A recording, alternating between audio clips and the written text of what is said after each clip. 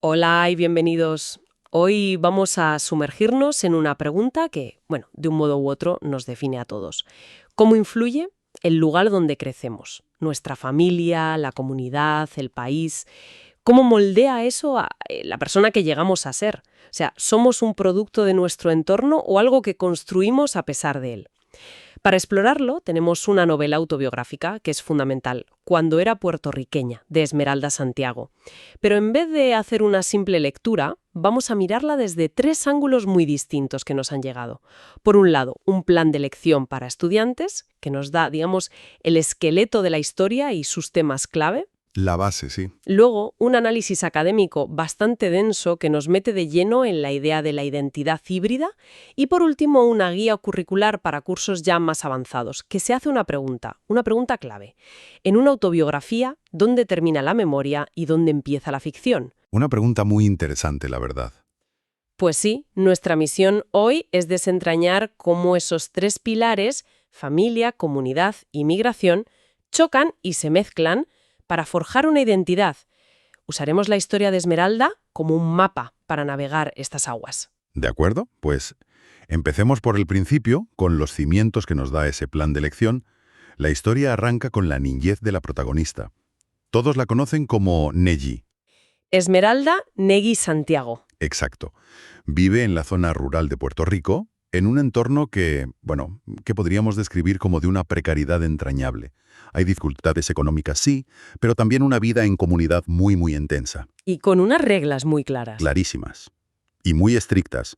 El concepto de la reputación, el famoso ¿qué dirán?, son fuerzas casi gravitacionales, ¿no? Dictan cómo debe comportarse una niña, una mujer. Totalmente. Y en el centro de su universo está su madre, Ramona. Una figura fascinante, Muchísimo. porque es protectora hasta el extremo, pero a la vez increíblemente estricta, siempre luchando por mantener el honor de la familia en un entorno que, vamos, no perdona ni una. Es que esa presión social es el aire que se respira en esa primera parte del libro. No es un tema secundario para nada, es el escenario principal.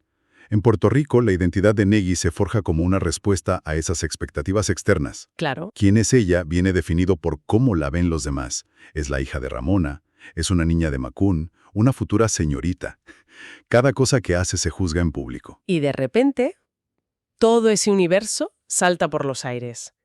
La familia se traslada a Brooklyn, a Nueva York, y el choque es brutal. Uf, brutal. No es solo el idioma nuevo, que ya de por sí es una barrera inmensa.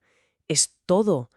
Es el olor de la comida, el ruido constante, la estructura de un colegio donde las reglas son completamente distintas. La sensación que describe de vivir entre dos mundos es casi física.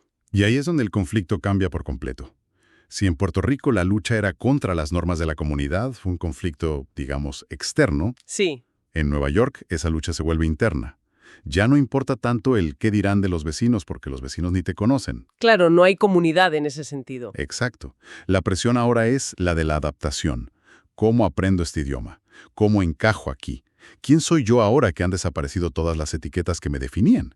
El campo de batalla se traslada de la plaza del pueblo a su propia mente. Totalmente. Pero aquí es donde uno de los análisis que tenemos, el académico, introduce una idea que a mí me ha parecido rompedora. Sugiere que el traslado a Nueva York no es el inicio de su identidad híbrida, Ajá. sino más bien la culminación de un proceso que ya estaba en marcha. Y mi primera reacción fue pensar, pero, a ver, ¿cómo es posible? Si no había salido de la isla. Es una idea contraintuitiva, sí, pero es potentísima. Lo fascinante es cómo el texto define a Puerto Rico. Lo llama un anómalo estado fronterizo. Y esa es la clave de todo. ¿Un estado fronterizo? Sí, porque no es una nación soberana, pero tampoco es un estado más de Estados Unidos. Es un estado libre asociado.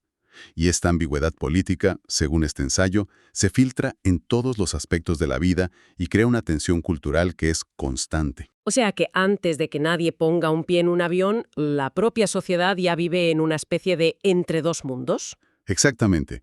Piensa en la dualidad del idioma, esa tensión entre el español y el inglés que ya existe allí. Claro. Piensa en la ciudadanía. Los puertorriqueños son ciudadanos estadounidenses de nacimiento, pero al mismo tiempo hay un movimiento cultural muy fuerte para preservar una identidad propia, distinta, frente a lo que el texto llama la hegemonía estadounidense.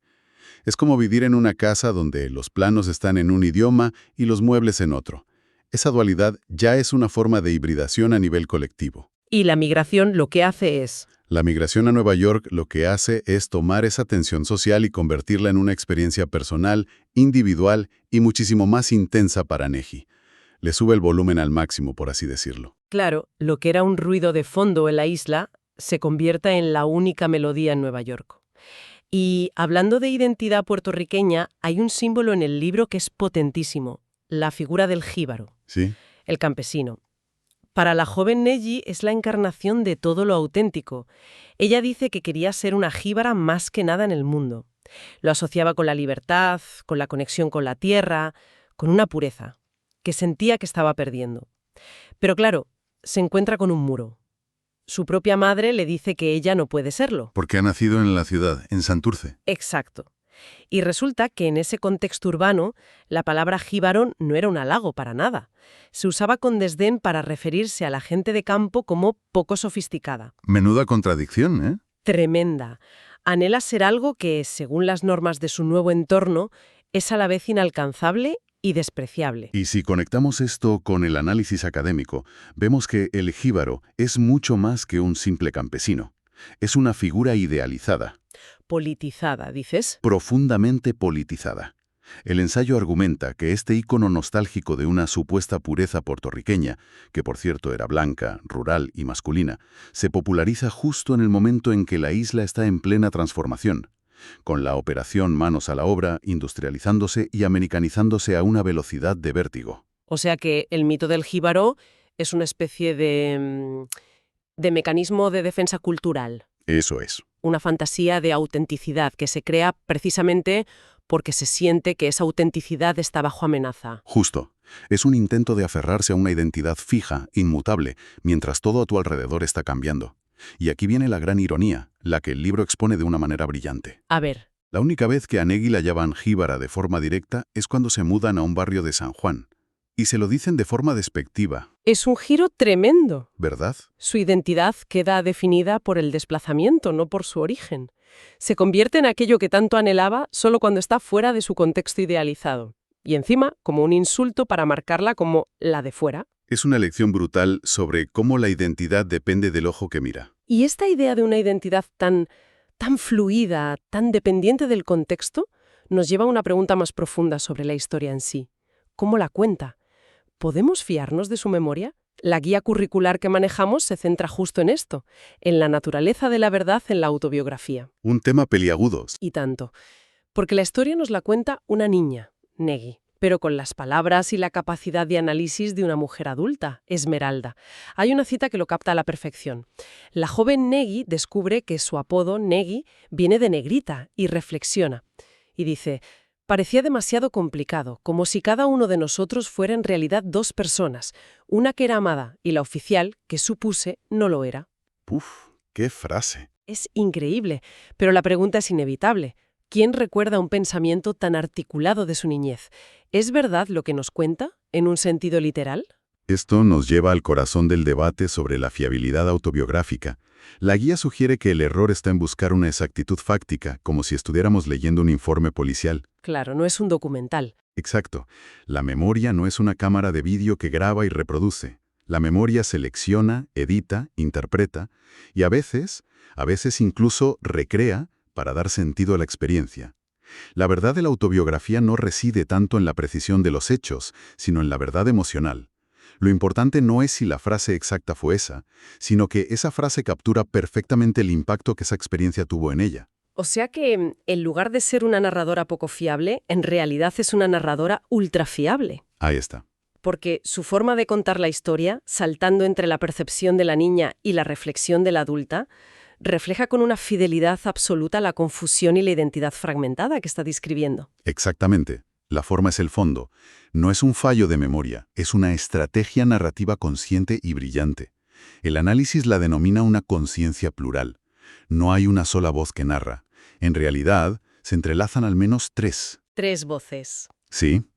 Está la voz de la niña, Neji, que vive las cosas con la inmediatez y la confusión de la infancia. Luego está la voz de la adulta, Esmeralda, que mira hacia atrás, analiza y da sentido. Y hay una tercera voz, más sutil, una voz latina que emerge tras la migración. La de alguien que ya es consciente de su nueva posición. Justo, como parte de una minoría en Estados Unidos. Esta polifonía es lo que le da al libro toda su riqueza y su complejidad.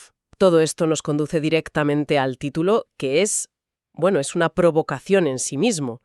Cuando era puertorriqueña, tengo que admitir que la primera vez que lo leí, mi reacción inicial fue de cierto rechazo. Suena a renuncia, ¿no? Como un portazo a su identidad. Da esa impresión porque está diseñado para provocar esa pregunta. Generó una controversia enorme, precisamente. Muchos lo interpretaron, como dices, como un abandono. Pero la propia Esmeralda Santiago, como recogen las fuentes, explicó que el título era una respuesta directa, un desafío. Ah, o sea, no una afirmación, sino una réplica. Una réplica. Era su contestación a todos los que, tanto en Estados Unidos como a veces en Puerto Rico, cuestionaban su identidad. Los que le decían que no era suficientemente puertorriqueña porque su español se había oxidado o porque se había adaptado a la cultura estadounidense. Y entonces es un reto. Es un reto, sí. Su respuesta fue algo así como: dijiste que no era lo bastante puertorriqueña para ti. Muy bien, lee este libro. Y después dime si esta no es una experiencia puertorriqueña. El título no dice «ya no soy», sino que sitúa la identidad en un tiempo y un espacio concretos. Describe la experiencia de ser puertorriqueña en aquel entonces. Y con eso obliga a replantearse qué significa ser auténticamente algo. Por supuesto. Y la respuesta que ofrece el libro es deliberadamente compleja. Por un lado, sí que hay una conexión fortísima con la tierra, con la geografía de la infancia. El prólogo es increíble en ese sentido. Describe cómo se come una guayaba de camino al aeropuerto, y esa descripción sensorial es un potentísimo símbolo de ese paraíso perdido, de esa conexión con la naturaleza que está a punto de romperse para siempre.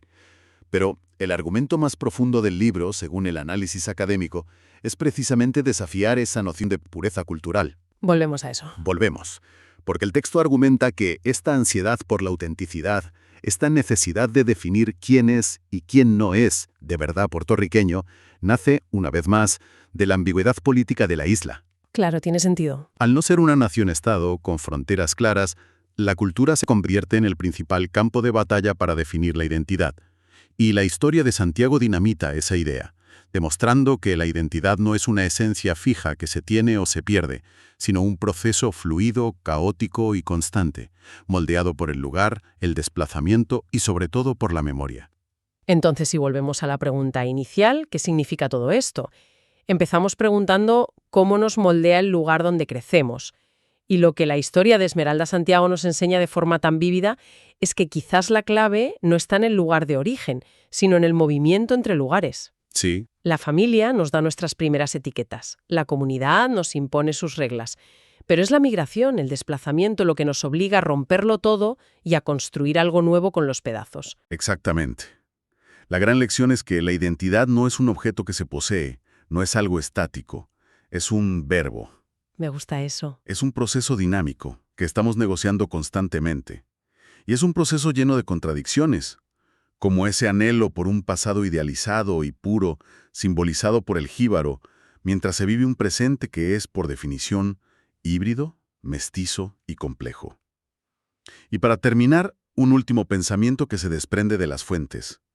Se destaca como la narradora, a menudo se divide a sí misma en dos, Neji, la que sufre, y Esmeralda, la que observa, como un mecanismo para sobrellevar los momentos más duros, para distanciarse del dolor. Un mecanismo de supervivencia. Cuando nos enfrentamos a conflictos, a grandes cambios, o a esa sensación de no pertenecer, ¿no creamos también diferentes versiones de nosotros mismos para poder navegar por esas aguas? Sin duda. Y si lo hacemos, si todos contenemos a la vez a la persona que fuimos y a la que somos ahora, ¿cuál de todas esas versiones es nuestro yo verdadero?